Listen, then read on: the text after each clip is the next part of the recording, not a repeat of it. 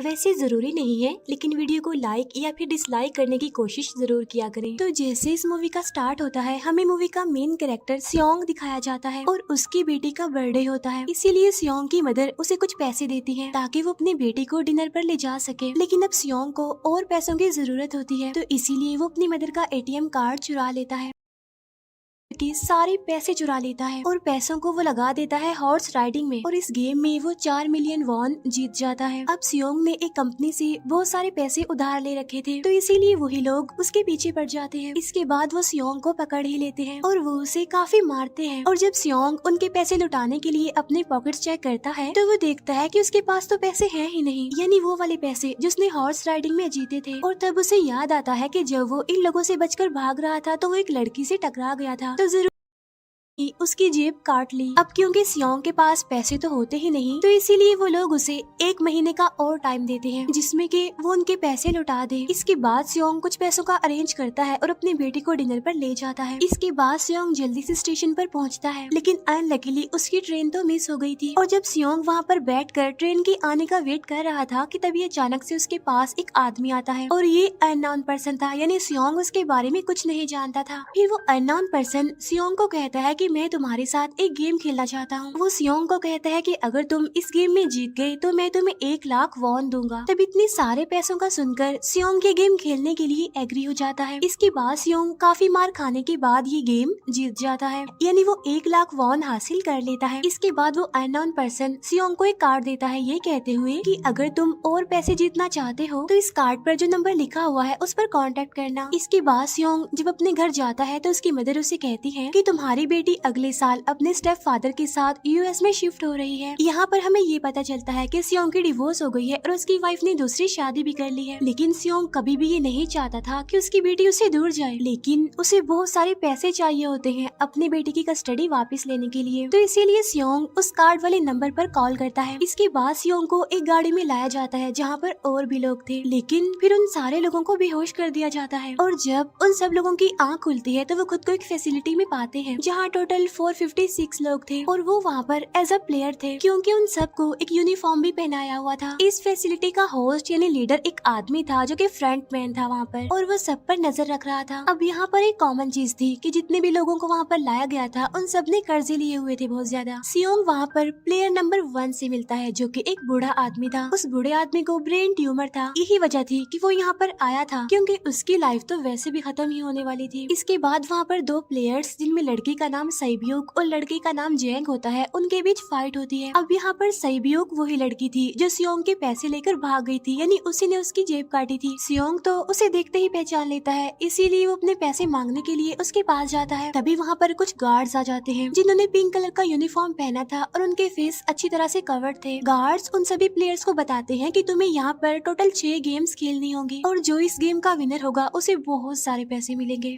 इसके बाद उन सबसे एक कॉन्ट्रैक्ट पर साइन करवाया जाता है, और इस कॉन्ट्रैक्ट के 3 मेन रूल्स थे। पहला रूल ये कि कोई भी प्लेयर अपनी मर्जी से गेम को छोड़कर नहीं जा सकता। दूसरा रूल ये होता है कि जो भी प्लेयर खेलने से मना करेगा तो उस प्लेयर को एलिमिनेट कर दिया जाएगा, और उनके मुताबिक एलिमिनेट का मतलब क्या था ये तो हम आगे ही जानेंगे। गेम का तीसरा रूल ये था कि अगर मेजोरिटी इस गेम को खेलना नहीं चाहती तो वो इस गेम को छोड़कर जा सकते हैं। इसके बाद उन सबको गेम के लिए ले जाया जाता है। अब यहाँ पर सियोंग अपने क्लासमेट सेंगवू से भी मिलता है जो कि उसे बचपन से जानता था। सियोंग उसे वहाँ पर देखकर काफी हैरान होता है क्योंकि वो तो किसी बिजनेस के लिए आउट ऑफ कंट्री चला गया था। अब पहले गेम के लिए वहाँ पर एक काफी बड़ी डॉल थी, और इस गेम का रूल काफी सिंपल था, और वो ये था कि डॉल जब भी गाना गाएगी उन सबको आगे बढ़ना है, और जैसे ही वो गाना गाना बंद करेगी तो उन सबको रुक जाना है और मूव नहीं करना है, और अगर कोई हिल गया तो उसे एलिमिनेट कर दिया जाएगा। अब स्टार्टिंग में तो ये सब कुछ उन्हें किसी प्रैंक की तरह लग रहा था, लेकिन जब एक लड़का हिल जाता है तो उसे शूट करके मार दिया जाता है, और यही होता है एलिमिनेट का मतलब, यानी उन्हें मार दिया जाएगा। अब ये देखकर वो सारे लोग काफी घबरा जाते हैं, और उन्हें पता चल चुका था कि वो खतरे में है, इसीलिए लोग डरते हुए पैनिक करते हुए इधर उधर भागने लगते हैं।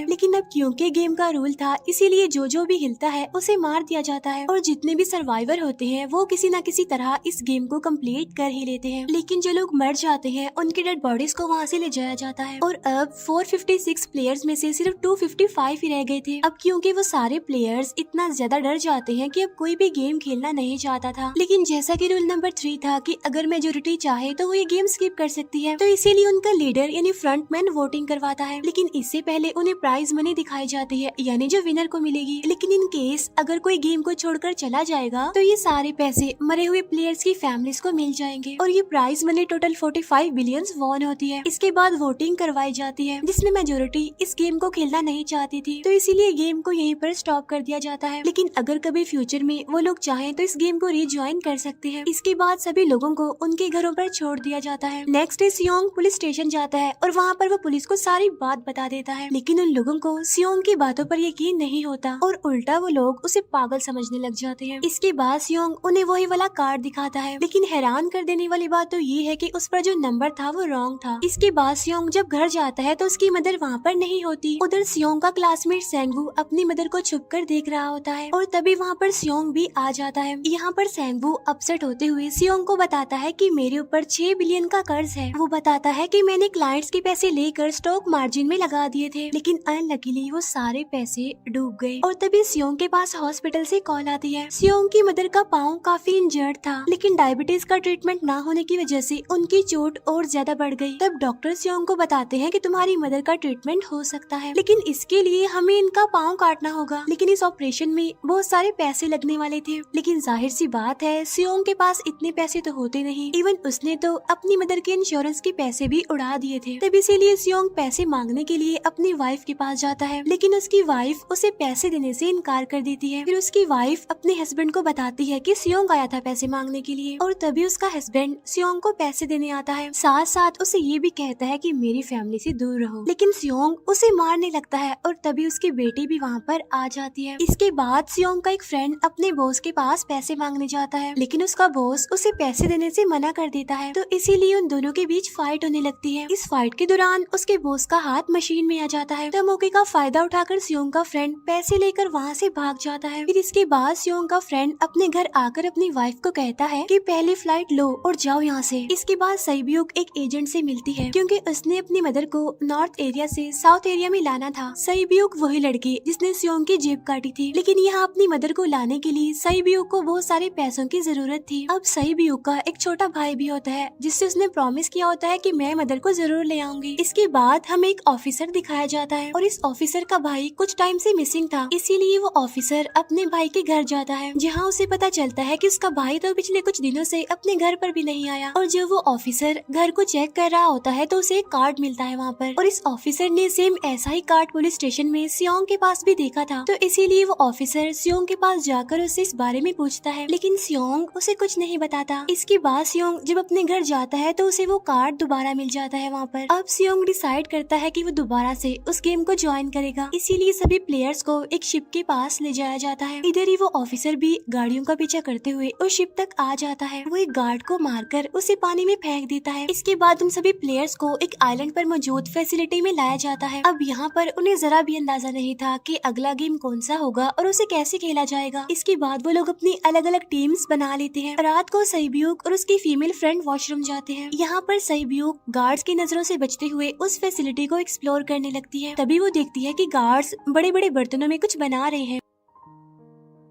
लेकिन अब क्योंकि गार्ड्स को शक हो जाता है तो ये गार्ड वॉशरूम्स को चेक करने के लिए आता है, लेकिन तब तक सईब्यूक वापस आ चुकी थी। इसके बाद सईब्यूक अपनी फीमेल फ्रेंड को सारी बात बता देती है जो उसने देखा था, लेकिन यहाँ पर सेंगवू उन दोनों की बातें सुन लेता है और वो इस बारे में सईब्यूक से पूछता है, जिस पर सईब्यूक बताती है कि वो बड़े बड़े बर्तनों में कुछ पका रहे थे। इसके बाद उन सभी प्लेयर्स को प्लेग्राउंड में लाया जाता है, जहाँ पर उनके सामने 4 शेप्स थी। 4 शेप्स में से उन्होंने किसी एक शेप को चूज करना था। अब यहाँ पर सेंगवू को पता चल जाता है है कि गेम क्या है और क्या करना है हमें। सेंगवू सियोंग को बताता है कि सबने अलग अलग शेप्स को चुनना है। इसके बाद उन सभी को एक छोटा सा बर्तन दिया जाता है जिसमें की शेप्स बनी होती है। अब गेम उनकी ये होती है कि उन्होंने किसी तरह उस शेप को बाहर निकालना है बगैर डैमेज किए, लेकिन अगर शेप जरा से भी खराब हो गई तो उन्हें एलिमिनेट कर दिया जाएगा, यानी मार दिया जाएगा। अब यहाँ पर सेंगवू तो इजिली उस शेप को निकाल लेता है, लेकिन सियोंग इतना ज्यादा घबरा जाता है कि उसकी हालत खराब होने लगती है, लेकिन फिर वो किसी न किसी तरह करके इस गेम को भी जीत लेता है। इसके बाद उन सबको वापस से रूम में लाया जाता है। अब यहाँ पर 187 प्लेयर्स वापस आए थे, जिनमें से अब सिर्फ 108 ही रह गए थे। इसके बाद उन सबको खाने के लिए ले जाया जाता है, लेकिन खाने की वजह से जैंग की एक लड़के से फाइट हो जाती है, जहाँ पर जैंग उस लड़के को इतना ज्यादा मारता है कि वो मौके पर ही मर जाता है। इधर ही हम देखते हैं कि उन प्लेयर्स में से एक डॉक्टर होता है जो गार्ड्स के साथ मिलकर मरे हुए लोगों के ऑर्गन्स निकाल कर उन्हें चाइनीज को बेचने का काम करता है। इसीलिए जब भी डेड बॉडीज को ले जाया जाता है तो वो डेड बॉडीज को गायब कर लेते हैं, क्योंकि ये सब कुछ एक प्लान के अकॉर्डिंग चल रहा था, क्योंकि ये सारा कुछ फ्रंट मैन से छुप कर हो रहा था। यही वजह थी कि कंट्रोल रूम में भी उन्होंने अपना ही एक आदमी बिठाया हुआ था जो कि उन लोगों की सारी वीडियो फुटेज डिलीट कर देता था, और गार्ड्स तो डॉक्टर को गेम के बारे में पहले ही बता देते थे ताकि वो सरवाइव कर सके। यहाँ पर एक गार्ड उसी प्लेयर डॉक्टर को बताता है कि आज हमने प्लेयर्स को जानबूझकर खाना कम दिया है ताकि वो आपस में लड़ने लगे, जिससे होगा ये कि सारे वीक प्लेयर्स गेम से आउट हो जाएंगे। साथ ही गार्ड डॉक्टर को अपनी अगली गेम के बारे में बता देता है। अब 30 मिनट के बाद वहाँ पर लाइट्स ऑफ होने वाली थी। अब यहाँ पर सेंगवू को पता था कि सियोंग की टीम जरूर कोई उल्टा काम करेगी, इसीलिए वो उस टीम को अपने पास बुलाकर उन्हें रिलैक्स रहने के लिए कहता है। उधर वो जो डॉक्टर प्लेयर होता है वो जैंग की टीम में शामिल हो जाता है। यहाँ पर डॉक्टर जैंग को बता देता है कि अगला गेम क्या होने वाला है। इसके बाद लाइट्स ऑफ हो जाती है और जैंग अपनी टीम के साथ मिलकर बाकी सभी को मारने लगता है। जैंग एक लड़की को मारकर सैब्यू को मारने जाता है, लेकिन तभी सियोंग उसे बचा लेता है। इसके बाद गार्ड्स वहाँ पर आकर उन सभी को रोक लेते हैं और अब टोटल 80 लोग रह गए थे। इसके बाद उन सभी को तीसरे गेम के लिए ले जाया जाता है और यहाँ पर उन्हें 10-10 प्लेयर्स की एक टीम बनाने के लिए कहा जाता है, और वो लोग ऐसा ही करते हैं, अपनी अपनी टीम बना लेते हैं। अब क्योंकि जैंग को अगली गेम के बारे में पहले ही पता होता है, इसीलिए वो सैब्यू की फीमेल फ्रेंड को अपनी टीम में नहीं रखता और वो अपनी टीम में सिर्फ मर्दों को ही रखता है। इसके बाद सेंगवू भी अपनी एक टीम बना लेता है। अब क्योंकि उन्हें एक प्लेयर की जरूरत थी तो इसीलिए सैब्यू की फीमेल फ्रेंड उनके टीम में शामिल हो जाती है, और ये गेम असल में टग ऑफ वॉर का होता है, यानी उन्होंने अपने सामने वाली टीम को नीचे गिराना था। इसके बाद गेम स्टार्ट हो जाती है और जैंग की गेम बड़ी आसानी से इस गेम को जीत लेती है। इसके बाद बारी होती है सेंगवू की टीम की। तब प्लेयर नंबर 1 यानी वो बूढ़ा आदमी कहता है कि मैंने अपनी जिंदगी में बहुत सारी टग ऑफ वॉर्स खेल रखी है, इसीलिए उन सबको गाइड करता है कि इस गेम को कैसे जीतना है।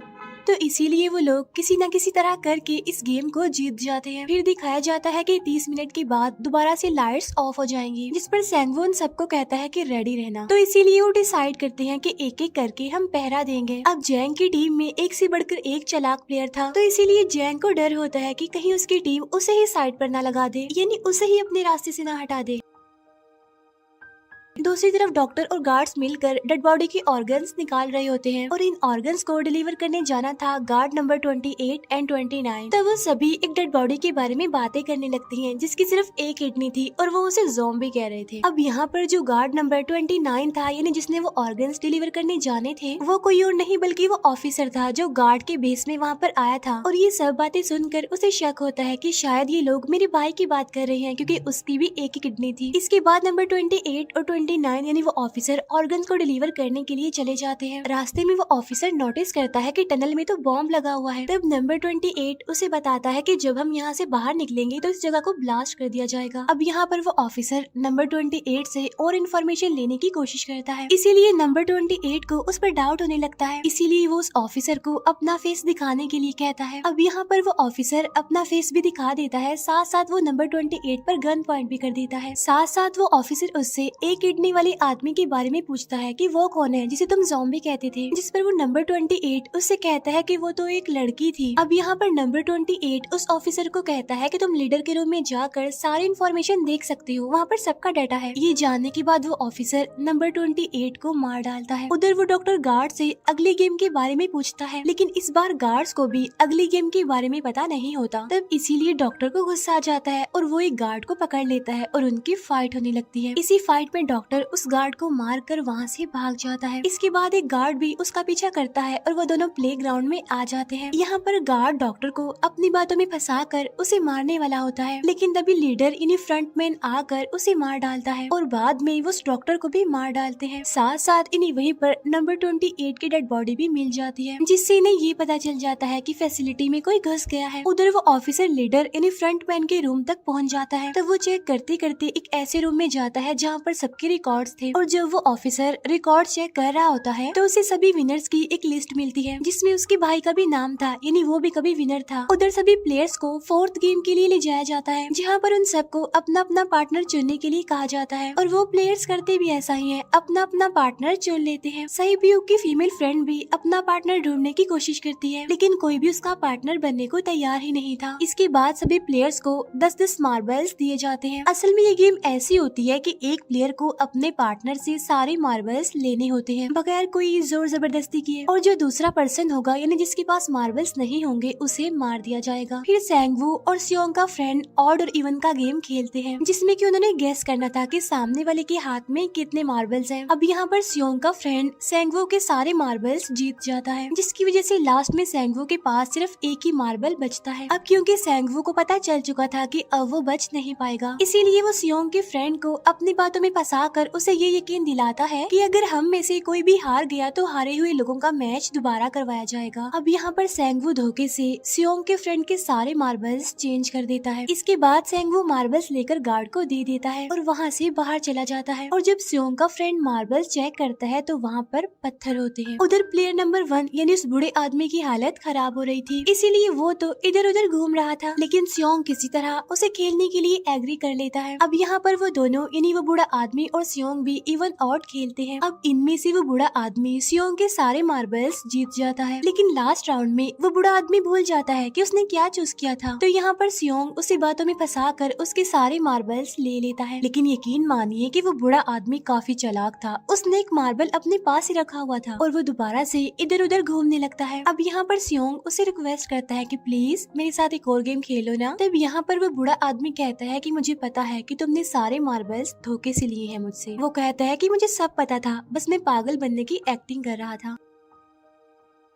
तभी सुनकर सियोंग को उस पर तरस आ जाता है और वो उसे ही सारे मार्बल्स दे देता है। उसके बाद सहीब्यूक और उसकी फीमेल फ्रेंड भी गेम खेल रहे होते हैं। उनकी गेम ये होती है कि जो मार्बल्स को दीवार के ज्यादा करीब फेंकेगा वो ही जीतेगा। पहले सहीब्यूक अपने मार्बल्स फेंकती है, लेकिन जब सहीब्यूक की फ्रेंड की बारी आती है तो वो अपने सारे मार्बल्स फेंक देती है। लेकिन जब सहीब्यूक ये देख लेती है तो वो अपने फ्रेंड को दोबारा फेंकने के लिए कहती है, जिस पर उसकी फ्रेंड कहती है कि नहीं सहीब्यूक, मैं बिल्कुल अकेली हूँ, मेरे पीछे तो कोई भी नहीं है, लेकिन अगर तुम्हें कुछ हो गया तो ये अच्छी बात नहीं है, तुम्हारे पीछे तुम्हारा छोटा भाई है, तुम्हारा वेट कर रहा है वो। और इसी वजह से सहीब्यूक की फ्रेंड को मार दिया जाता है। इसके बाद उन सबकी डेड बॉडीज को वहाँ से ले जाया जाता है। इसके बाद वो सब वापिस से रूम में आ जाते हैं। यहाँ पर जैंग देखता है कि सहीब्यूक की वो वाली फ्रेंड तो अभी तक जिंदा है, जो कि बड़ी आराम से बैठी हुई थी। अब यहाँ पर हमें पता चलता है कि सहीब्यूक की ये वाली फ्रेंड जैंग की भी फ्रेंड थी, लेकिन अब क्योंकि उन दोनों के बीच किसी बात को लेकर क्लैश चल रहा था तो इसीलिए जैंग की वो फ्रेंड उसे बुली करने लगती है। इसके बाद फ्रंटमैन को एक डेड बॉडी के पास उस ऑफिसर का आईडी कार्ड मिल जाता है। तभी फ्रंटमैन को पता चलता है कि उसके सारे वीआईपीज आ चुके हैं, तो इसीलिए फ्रंटमैन उन्हें लेने के लिए चला जाता है। फिर सारे वीआईपीज को उनके रूम में लाया जाता है। इसके बाद फ्रंटमैन वीआईपीज के आने के बारे में एक और आदमी को जाकर बताता है, और यही आदमी मेन होता है, और ये कौन होता है हम ये आगे जानेंगे। फिर नेक्स्ट डे उन सबको 5वें गेम के लिए लाया जाता है, जहाँ पर 1 से लेकर 16 तक नंबर पड़े होते हैं, और वो सभी प्लेयर्स अपना अपना नंबर ले लेते हैं। नंबर का मतलब ये था कि जो नंबर भी एक प्लेयर पर आएगा उसके मुताबिक ही उसकी बारी आएगी। अब यहाँ पर लास्ट में पहला और आखिरी नंबर रह जाता है, यानी 1 और 16। तो यहाँ पर सियोंग कंफ्यूज हो जाता है कि उसे कौन सा नंबर चूज करना चाहिए। अगर उसने पहला नंबर लिया तो वो फंसेगा और मरेगा, क्योंकि उसे नहीं पता कि गेम क्या है, और अगर लास्ट नंबर लेगा तो क्या पता उसकी बारी ही ना आए, टाइम कम रह जाए। और तभी वहाँ पर एक आदमी आ जाता है और वो सियोंग को कहता है कि मुझे पहला नंबर चाहिए, क्योंकि मैं अपनी जिंदगी में कभी भी फर्स्ट नंबर पर नहीं आया। फिर इसके बाद उन्हें गेमिंग रूम में लाया जाता है। अब इस गेम का रूल ये होता होता है कि दिए हुए टाइम में उन्हें ब्रिज की दूसरी साइड पर जाना है। अब इसके बीच में दो तरह के ग्लास लगे होते हैं, एक तो होता है आम ग्लास और एक होता है टेम्पर्ड ग्लास। आम ग्लास पर पाँव रखते ही वो टूट जाएगा और वो लोग नीचे गिर जाएंगे। इसके बाद गेम स्टार्ट हो जाता है और वो लोग एक एक करके मरने लगते हैं। फिर एक टाइम ऐसा आता है जब जैंग सबके सामने होता है और वो आगे ही नहीं बढ़ रहा होता। अब उनके पास एक ही रास्ता था, या तो वो आगे जाए या सारे ही मर जाएं। और तभी जैंग के सामने उसकी वही फ्रेंड आ जाती है जो उसे बुली कर रही थी, और वो जैंग को कहती है कि मैंने तुम्हें कहा था कि जिस दिन तुमने मुझे धोखा दिया मैं तुम्हें मार दूंगी। इसके बाद वो जैंग को पकड़ लेती है और उसे लेकर नीचे कूद जाती है, जिसकी वजह से उन दोनों की मौत हो जाती है। अब वहाँ पर एक आदमी था जो कि ग्लास कंपनी में काम करता था और उसे पता था कि टेम्पर्ड ग्लास कौन सा है, लेकिन जब फ्रंट मैन को इस बात का पता चल जाता है तो वो लाइट्स ऑफ करवा देता है ताकि वो ग्लास को पहचान ही ना पाए। अब लास्ट में एक ही स्टेप बचता है और उनके पास तो टाइम ही नहीं था, इसीलिए सेंगवू उस आदमी को धक्का दे देता है। तो यहाँ पर सेंगवू, सियोंग और सैब्यूक ब्रिज को पार कर लेते हैं, लेकिन ग्लास टूटने की वजह से उन्हें काफी चोट लग जाती है, खास तौर पर सैब्यूक को।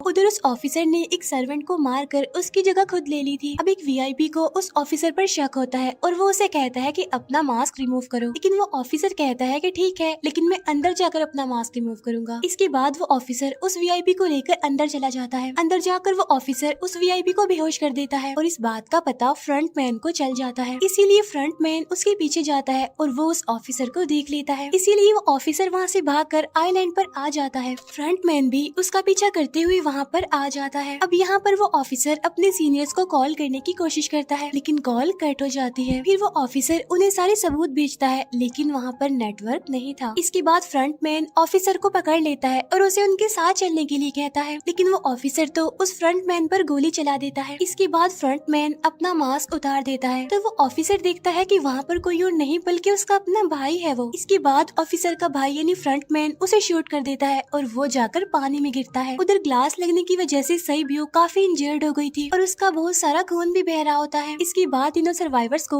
डिनर के लिए ले जाया जाता है और उनके पास एक एक नाइफ भी रख दिया जाता है, मतलब रात में उन तीनों में से कोई भी एक दूसरे को मार देगा। तभी सियोंग नोटिस करता है कि सैब्यूक की हालत काफी खराब है, इसीलिए वो सैब्यूक को कहता है कि फिक्र मत करो, हम दोनों साथ हैं और इस गेम में हम दोनों मिलकर सेंगवू को हरा देंगे। इसके बाद हम दोनों यहाँ से बाहर निकल जाएंगे और पैसों को आधा आधा डिवाइड कर लेंगे। सैब्यूक उसे बताती है कि मेरा एक छोटा भाई है जिसे मैं ऑर्फनेज में छोड़कर आई हूँ, और अगर हम दोनों में से कोई भी जिंदा बचकर बाहर जाएगा तो उसे उन दोनों की फैमिलीज का ख्याल रखना होगा। अब सैब्यूक की हालत काफी खराब थी, उसे डॉक्टर की जरूरत थी, इसीलिए सियोंग कोई मदद लाने के लिए जाता है, लेकिन जब तक वो वापस आता है तब तक सेंगवू सैब्यूक को मार चुका था। फिर नेक्स्ट डे उन दोनों को गेम नंबर 6 यानी लास्ट गेम के लिए ले जाया जाता है। गेम का रूल बड़ा ही सिंपल था कि मार दो या मर जाओ, और इस गेम का नाम होता है स्क्विड गेम। इसके बाद गेम स्टार्ट हो जाती है और उन दोनों के बीच काफी फाइट होती है, लेकिन लास्ट में सेंगवू की हालत खराब होने लगती है। तभी सियोंग कहता है कि मैं इस गेम को रोकना चाहता हूँ, और तभी सियोंग सेंगवू को उसके साथ चलने के लिए कहता है, लेकिन सेंगवू तो अपने आप को ही मार डालता है, जिसकी वजह से सियोंग गेम जीत जाता है। फिर फ्रंट मैन सियोंग को कहता है कि तुम बहुत अच्छा खेले, लेकिन मुझे इसकी उम्मीद नहीं थी। इसके बाद सियोंग को उसके घर पर छोड़ दिया जाता है और उसके पास एक एटीएम कार्ड भी था, और जब सियोंग उस एटीएम कार्ड को जाकर चेक करता है तो वो दिखता है कि सारे पैसे उसके अकाउंट में भेज दिए जाते हैं। इसके बाद सियोंग अपने घर जाता है, लेकिन तब तक उसकी मदर की डेथ हो जाती है। इसके बाद हमें 1 साल बाद का सीन दिखाया जाता है,